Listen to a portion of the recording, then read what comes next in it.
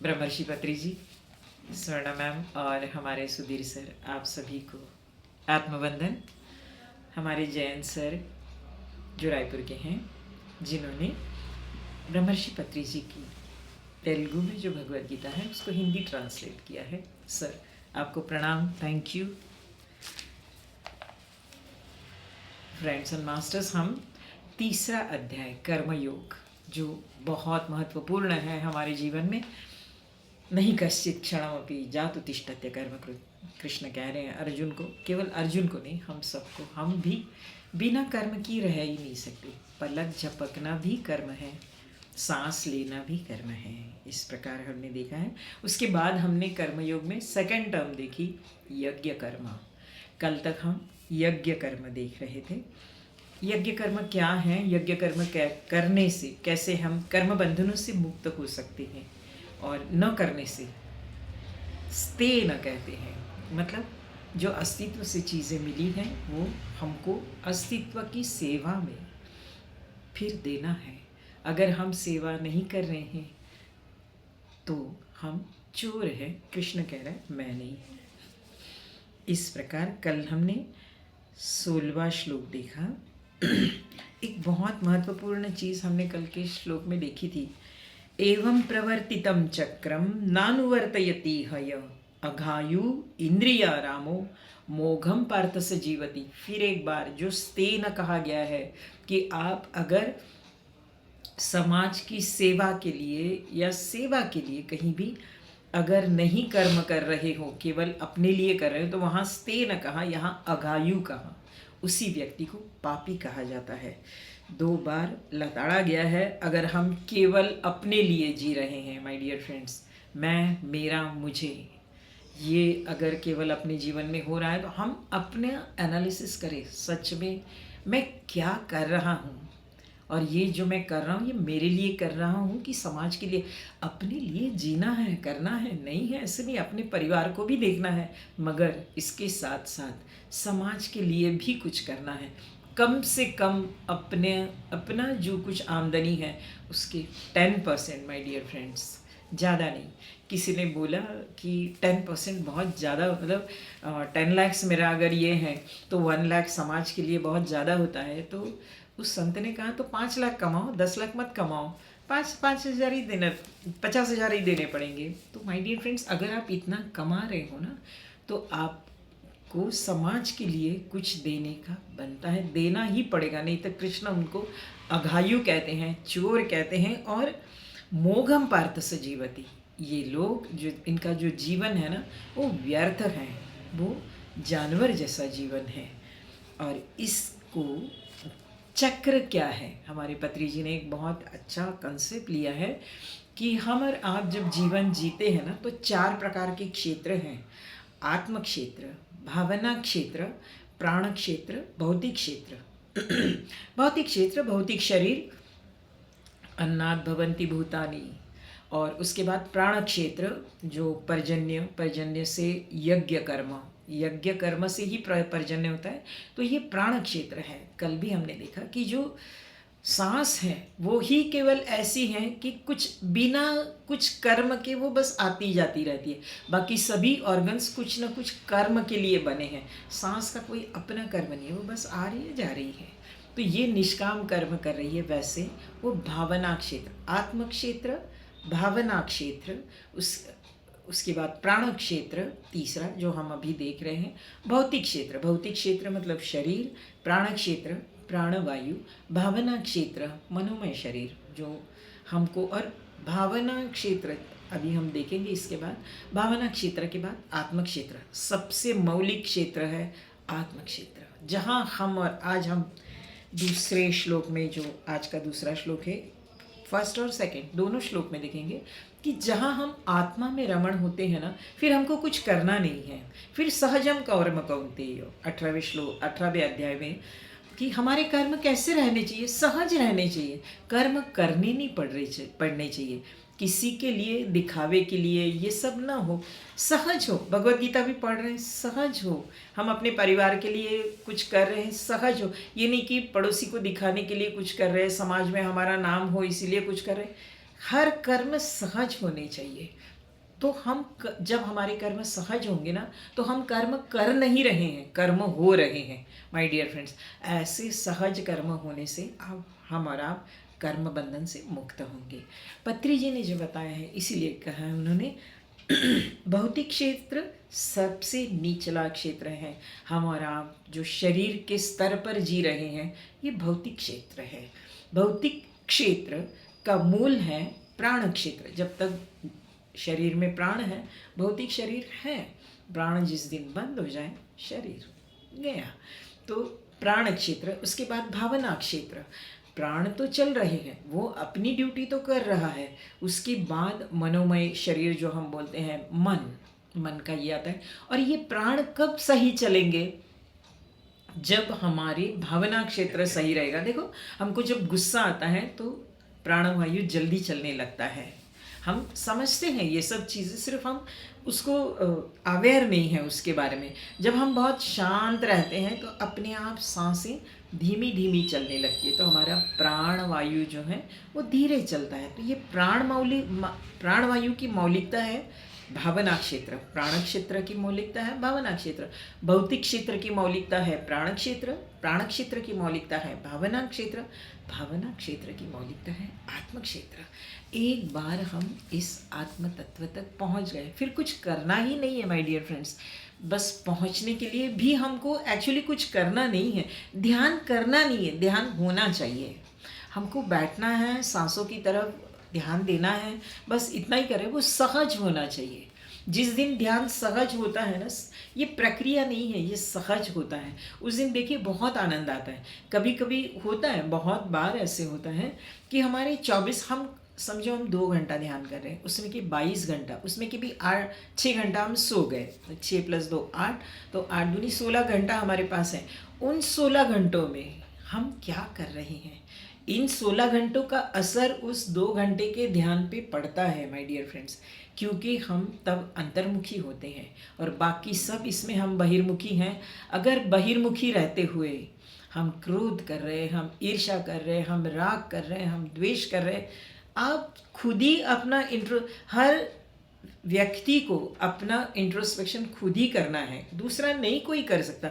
आपके अंदर क्या चल रहा है ना, ये आप ही को पता है। राग चल रहा है, द्वेष चल रहा है, ममता है, मोह है, ये सब चीज़ें आप जब ध्यान में बैठोगे तो बाधा करेगी। जिस दिन बहुत ज़्यादा रिलेटिव्स से फ़ोन पे बातें हो रही है, सब हो रही है, वो उस दिन देखिए आप जब उसके बाद तुरंत ध्यान में बैठोगे तब कितना ध्यान कर पाते हो आप ही जानते हो। तो माय डियर फ्रेंड्स, ये जो आत्म क्षेत्र है, आत्म क्षेत्र इतना मौलिक है, इतना इम्पोर्टेंट है। ये आत्म क्षेत्र में रहना, धीरे धीरे हमको हर कर्म करना है, मगर जुड़े रहना है आत्म क्षेत्र से। अभी यही चल रहा था कि आ रहा है आने दो, जा रहा है जाने दो, आ रहा है प्रणाम, जा रहा है प्रणाम, ये रखो, क्योंकि अशाश्वत है बाकी सब जो भी है। हमारा धन, हमारे पुत्र, हमारा घर, हमारा सब चीज़, पत्नी पति जो भी है, सब अशाश्वत है। शाश्वत क्या है? एक आत्म तत्व है। हमको उस शाश्वत के पास ही एक होना है, शाश्वत के पास जाना है, तो हमेशा उस शाश्वत के साथ रहना पड़ेगा। 8वें अध्याय में हम देखेंगे, कृष्ण कहते हैं कि अंतकाले च माम अनुस्मर। अंतकाल जब अगर मेरा अनुस्मर करेगा तो अगला जन्म या तो आएगा ही नहीं, या तो तुम जो चाहते हो वो आएगा। तो माय डियर फ्रेंड्स, अंतकाल में माम अनुस्मर मतलब आत्म तत्व का अनुस्मर, उस परमात्मा तत्व का अनुस्मर। तो ये आत्म तत्व ऐसा है। हमने अभी तक दूसरे अध्याय में देखा है कैसा है आत्म तत्व। इस प्रकार हमारा मौलिक तत्व आत्म तत्व पर स्थिर होना है। अभी का हम 17वां श्लोक देखेंगे आज। केवल 17 और 19 दोनों आत्म तत्व के बारे में ही कहा है। 17वां श्लोक, अगर संधि विच्छेद करके नहीं पढ़ पा रहे हैं तो यह तू आत्मरति एव, ऐसा पहला शब्द आएगा। अगर कर पा रहे हो, पढ़ पा रहे हो तो वैसे ही पढ़ सकते हो, एज यू विश। यह तू आत्मरति एव पढ़ने से अर्थ समझ में आएगा, या तो यस्वात्ममत सॉरी, यस्त्वात्मरतिरेव स्याद् आत्मतृप्तश्च मानव आत्मन्येव च संतुष्ट तस्य कार्यं न विद्यते। यस्त्वात्म, यह तू आत्मरति एव। आत्मरति, रति इन द सेंस प्रेम, रति उससे प्यार। हमारा अब प्रॉब्लम यह है कि संसार के प्रति, इस श्लोक में 3 शब्द हैं माय डियर फ्रेंड्स, रति, तृप्त, स्यात् आत्मतृप्तश्च। आत्मरति, आत्मतृप्ति और आत्मसंतुष्टि। रति, तृप्ति, संतुष्टि। पहले इसमें यत्स्वात्म रति एव स्यात् आत्मतृप्तश्च, आत्मा में तृप्त रहने वाला, आत्मा के प्रति रति प्यार है जिसको, मतलब मेडिटेशन के प्रति, आपको ध्यान के प्रति प्यार है, क्योंकि ऐसे लगता है नहीं अभी हो गया ना यार, चलो थोड़ी देर ध्यान करते हैं, कुछ हो गया ना, नहीं अभी थोड़ा शांत बैठते हैं, बहुत कचकच हो गई है। ये बार बार होना चाहिए आपके मन में, कि तब आप शाश्वत के साथ रति आपको हो गई है, आपको शांत रहने की आदत हो जानी चाहिए। नहीं तो आज सुबह से घर में यही चल रहा था, सब लोग बस बोल रहे थे, ऐसे लग रहा था यार सुन कौन रहा है इसमें। ऐसे ना हो, जो बोल रहे हैं उनको सबको बोलने दो, आप शांत रहो, आप अपना कर्म करो, सबको हाँ हाँ हाँ गुड़ी गुड़ी जो है करते हुए खुद शांत रहो। और बीच बीच में थोड़ा सा फिर एक अपने घर में एक कोना ऐसे रखो कि हम शांति से, सबके घर बहुत बड़े हैं मगर हमने अपने घर के कोने ऐसे बनाए नहीं हैं, एक कोना ऐसा रखो कि जहाँ मैं जाके शांति से बैठूं, फिर कोई ना आए उस रूम में, थोड़ी देर के लिए बोल के जाना है। थोड़ा सिर, कुछ तो बहाने तो हमारे पास बहुत रहते हैं, यार सिर बहुत थोड़ा सा दर्द दे रहा है, 5-10 मिनट बैठ के आती हूँ। तो ये सब, इसका मतलब आपकी आत्मा के प्रति रति है। बैठना है तो शांति से बैठो, सांसों के ऊपर ध्यान दो, और यही तो ध्यान है माय डियर फ्रेंड्स, यही तो आत्मरति है।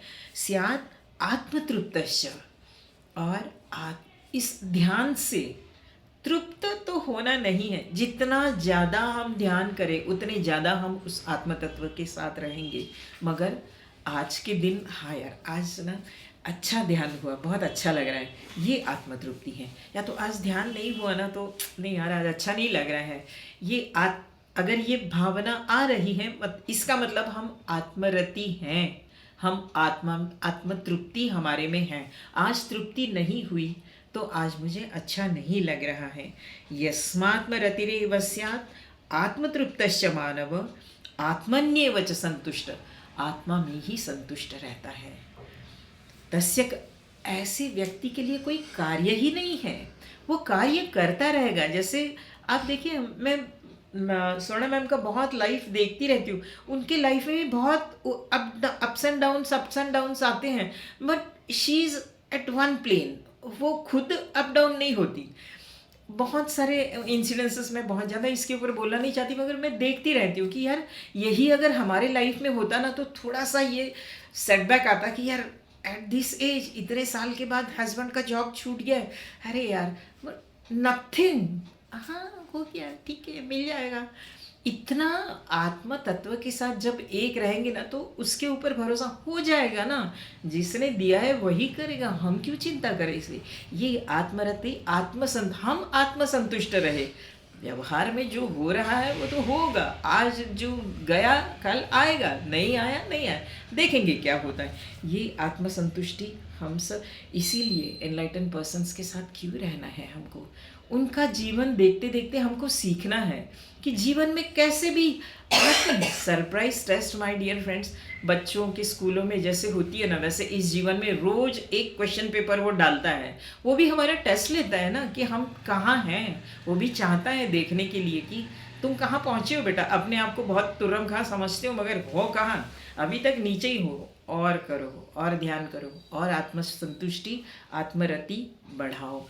अभी हमारी स्टेज क्या है, हम संसार में हमारे पुत्र पत्नी इसके प्रति रति ज़्यादा है हमारी, इसलिए उसमें हमको आनंद आता है, उनके साथ रहने में, उनके साथ हंसी मजाक करने में। जिस दिन इससे थोड़ा सा ये होने, नहीं यार बस हो गया, 2 घंटा तो बैठे ना इनके साथ, एक आधा घंटा अपने में बैठ के आता हूँ, जिस दिन ये हो रहा है ना, समझ लेना आपकी आत्मरति बढ़ रही है। जब तक यही अच्छा लग रहा है ना, तो आप संसार में ही रति हैं, संसार में ही संतुष्टि है, मतलब धन के प्रति संतुष्टि रहती है हमारी। मेरे पास इतना है, बाबा लेके कुछ भी नहीं जाना है। तो आत्मसंतुष्टि, आत्मरति और आत्मतृप्ति, भोजन वगैरह के इसमें हम तृप्त होते हैं। तो माय डियर फ्रेंड्स, एक ध्यानी रहता है, उसकी भोजन अपने आप कम होता है, क्योंकि उसको पता है मैं अगर अभी भोजन करूँ तो मैं अच्छे से पेल के खाऊं और पेल के सोऊं। ये नहीं होना चाहिए, क्योंकि मुझे ध्यान के लिए समय चाहिए। तो वो अपने आप भोजन में कटौती करेगा। तो आत्मतृप्ति, आत्मरति और आत्मसंतुष्टि हमारे जीवन में बहुत ज़रूरी है। इसके बिना जीवन अगर है तो ये जीवन व्यर्थ है माय डियर फ्रेंड्स। और इसके लिए मेडिटेशन, स्वाध्याय, क्योंकि आत्मरति क्या है, आत्मसंतुष्टि क्या है, ये स्वाध्याय के बिना हमके पता नहीं चलेगा, सत्संग के बिना नहीं पता चलेगा। एनलाइटन पर्सन्स के साथ रहना बहुत ज़रूरी है। और ऐसा आदमी, उसके लिए कुछ कर्म करने के लिए रहता ही नहीं है, जिसके कारण हमारे शंकराचार्य बहुत अच्छा बोलते भज गोविंदम की, योगरतो वा भोगरतो वा, योग में रहे या भोग में रहे, संगरतो वा असंगरतो वा, आसक्ति में रहे अनासक्ति में रहे, ब्रह्मचित्त सदा नित्य, जो ब्रह्म में सदा रहता है, नंदति नंदति नंदति देवा, वो सदा आनंदित रहता है, क्योंकि वो हर क्षण, कल हमने ब्रह्म के 2 अर्थ दिखे, वेद और परमात्मा। जो परमात्मा के साथ, जो उस आत्म तत्व के साथ सदा रहता है ना, उसको कोई माइखलाल दुखी कर ही नहीं सकता, क्योंकि वो अंदर से संतुष्ट है। तो उसके कारण वो नंदति नंदति नंदति देवा, ऐसे हमारे शंकराचार्य कहते। और सच में माय डियर फ्रेंड्स, ये जब हम थोड़ी देर भी ध्यान करते हैं ना, तब बहुत बार घर में कुछ घटनाएं घटती है, अभी हम वही चर्चा कर रहे थे, उसका असर हम पे नहीं होता, वो ऐसे ही आती है और जाती है, हम भी उसको साक्षी भाव से हाँ ठीक है हो जाएगा हो जाए, इससे होता है। मगर जिस दिन ध्यान नहीं होता ना, उस दिन हम उसमें पेनेट्रेट होते रहते हैं, और फिर दुखी भी होंगे, सुखी भी होंगे। समझ में आता है हमको अपना ही इंट्रोस्पेक्शन करना है, रोज़ करना है। मैंने आज दिन भर में क्या, रोज़ 5 या 10 मिनट रात को दो, 5 मिनट से ज़्यादा नहीं लगेगा। हमारे ही कर्म, हमने आज क्या क्या किया है, उसमें आज मैंने ध्यान कितना किया, मैं कितना ध्यान, केवल ध्यान, ठीक है मैं आज कुछ व्यस्तता के कारण नहीं कर पा रहा हूँ, मगर दिमाग में बार बार आ रहे आज मेरा ध्यान नहीं हुआ, आज मेरा ध्यान नहीं हुआ, अभी सब कुछ छोड़ के सोने के पहले मैं थोड़ी देर तो ध्यान करूँ और फिर सो जाऊँ। तो ये जो है, ये आत्मरति, आत्मसंतुष्टि और आत्म तृप्ति, ये है हमारा गीता का 17वां की, यह तू आत्मरति एव, आत्मरति रहने से जिस व्यक्ति का स्यात् आत्मतृप्तश्च मानव, जो आत्मा में रति है जिसकी, जो आत्मा में ही तृप्ति मानता है, आत्मन्येव च संतुष्ट, आत्मा में ही संतुष्टि मानता है, तस्य कार्यम न विद्यति, उसके लिए कर्म बंधन में नहीं डालते, कर्म रहते हैं उसके लिए, वो बस करता रहता है, उसके कर्म उसको बंधन में नहीं डालते। और ये आत्म तत्व में रति, ये कैसा है, हम और आप सब ध्रुव की कथा जानते हैं। ध्रुव जो था, वो शुरू में अपने पिताजी के गोदी में बैठ नहीं पाया, अपनी जो सौतेली माँ थी उसने उसको बोला कि इस गोदी में बैठने के लिए तुमको मेरे इस गर्भ से जन्म लेना पड़ेगा। तो ध्रुव को ऐसे उसने धुतकार के नीचे लिया। तब ध्रुव रोते हुए माँ के पास गया। सुनीति ने कहा कि तब तुम शाश्वत की गोदी में बैठो बेटा, और जब शाश्वत के दर्शन हुए तब करने के बाद, तब उन्होंने पूछा ध्रुव क्या चाहता है, कुछ नहीं, क्योंकि अब तो आत्मरति, अब तो वो परमात्मा तत्व मिल गया, अब सब कुछ मिल गया।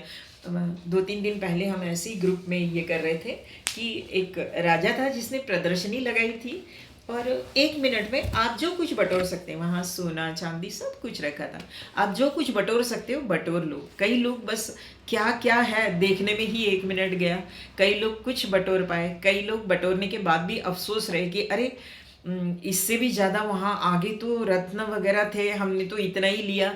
हम भी जीवन में ऐसे ही हैं माय डियर फ्रेंड्स। कुछ लोग जीवन जीते हैं मगर रोते गाते रहेंगे, क्योंकि ध्यान से नहीं जुड़ते हैं ना, स्वाध्याय नहीं करते हैं, एनलाइटन पर्सन्स के साथ नहीं रहते। कुछ लोग मिलने के बाद भी नहीं मेरे पास ये नहीं है, ये नहीं है।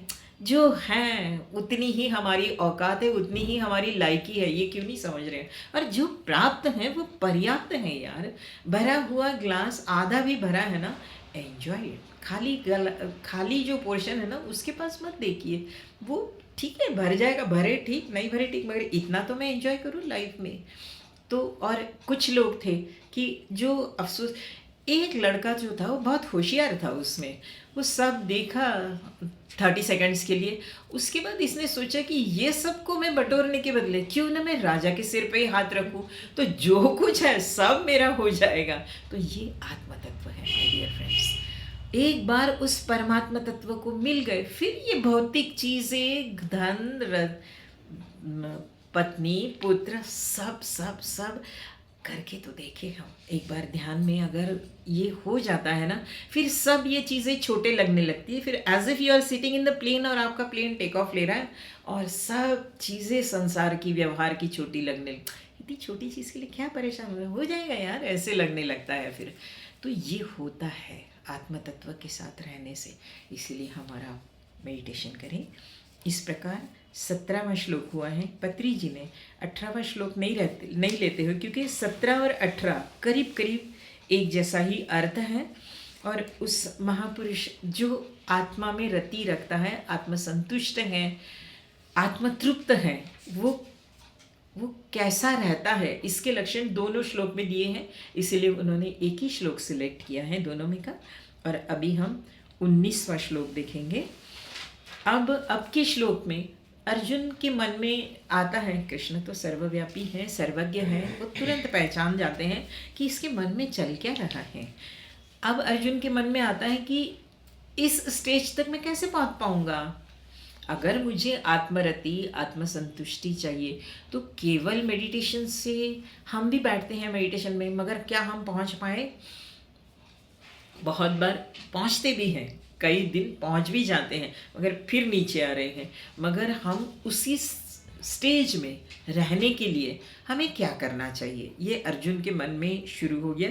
तब कृष्ण उत्तर दे रहे हैं, ये हमने देखा है, संगात संजायते काम, फिर से एक बार यही आया है।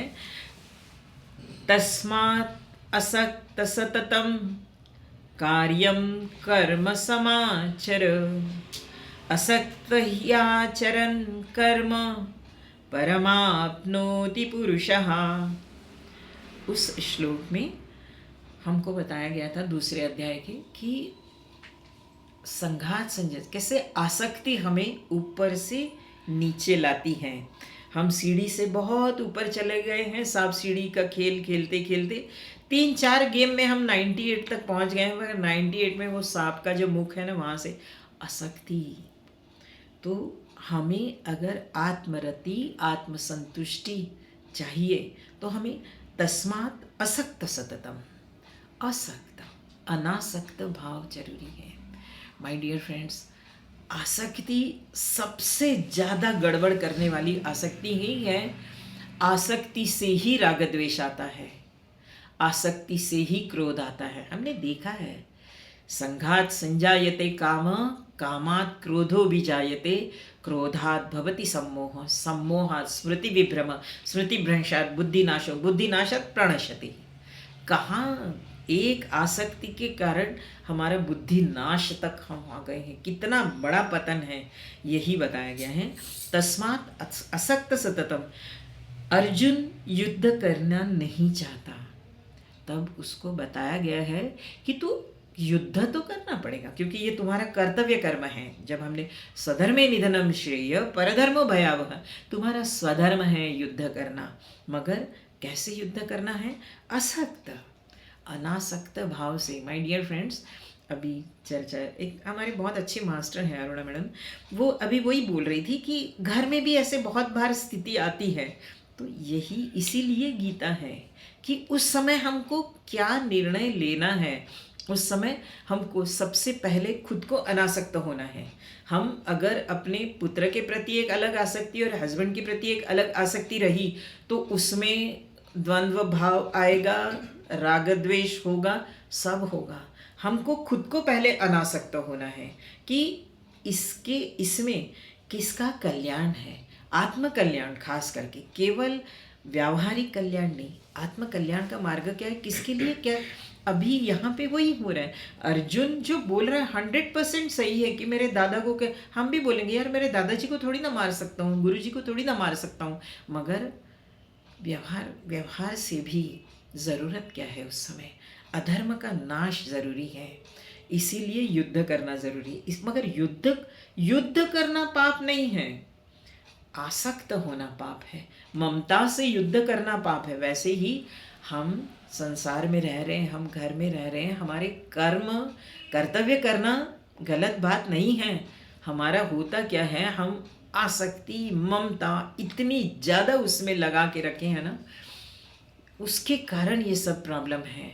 एक पति है, पत्नी कर्कशा है, नहीं चाहता है, सब ठीक है, मगर उसको देख, या उल्टा भी पत्नी है मगर उसको देखना ही पड़ेगा, कर्तव्य है। तुमने गठबंधन बांधा है, तुम्हारा कर्तव्य है उसको देखना कैसे भी हो, क्योंकि वो तो, और हर समय इसका कारण यह है कि हमको इस कर्म बंधन से मुक्त होना है। माय डियर फ्रेंड्स, हम यहाँ रहते हुए कर्म करते हुए अपने ऋण न बढ़ाए। ऋण मतलब कर्जा, हमारा जो पिछला कर्जा लिया गया है, इसीलिए वो हमने इससे बहुत कुछ लिया है, इसीलिए वो अभी देने का समय आया है और वो हमारे साथ जुड़ी है। तो अगर अभी भी हम नहीं देंगे ना, अगले जन्म में फिर आएगी, फिर वही स्थिति, फिर भुगतो। तो ये सब अवॉइड करने के लिए माय डियर फ्रेंड्स, अभी दे दो जितना, हाँ बोलो, बस हाँ बोलते रहो। करना क्या है, ये उस समय तो निकाल लो, हाँ देख ले, हाँ हो जाएगा। बाद में क्या करना है वो धीरे से, क्योंकि उस समय टेम्परामेंट दोनों के अलग रहते हैं, और उस हाई टेम्पर में आप कुछ बोले, वो फिर वो दिमाग में रह जाता है, फिर वो बढ़ जाता है, द्वेष और बढ़ता है। तो चिल करो, उनको हाय बोल, हाँ बोल के, हाँ देख, अरे तुम तो हाँ बोले, हाँ उस समय की स्थिति ऐसी थी इसीलिए मैंने हाँ कहा है, मगर थोड़ा सा फिर समझदारी से समझाना है। हर समय पति हो के नहीं रहना है, या तो पत्नी हो के नहीं रहना है, कभी कभी दोस्त भी बन जाना है। उस समय ठीक है, दोस्त बन के रहो, क्योंकि वो उसका भी जो किरदार है ना, वो एक पत्नी भी है, एक माँ भी है, किसी की भाभी भी है, किसी की बहू भी है, उसको भी कई किरदार निभाने हैं, जिसके कारण कभी कभी वो थोड़ा सा अलग इसमें आ जाती है।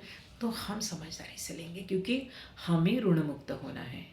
उस व्यक्ति को होना है कि नहीं मुझे नहीं पता, मगर हमको अपने ऋण से मुक्त होना है, और ये आत्मा हमें कुछ समझाने आई है, हम समझ लें, हम इससे कुछ लेसन्स लें, और उनकी तरफ से हाँ ठीक है बोलते हुए हम आगे बढ़े।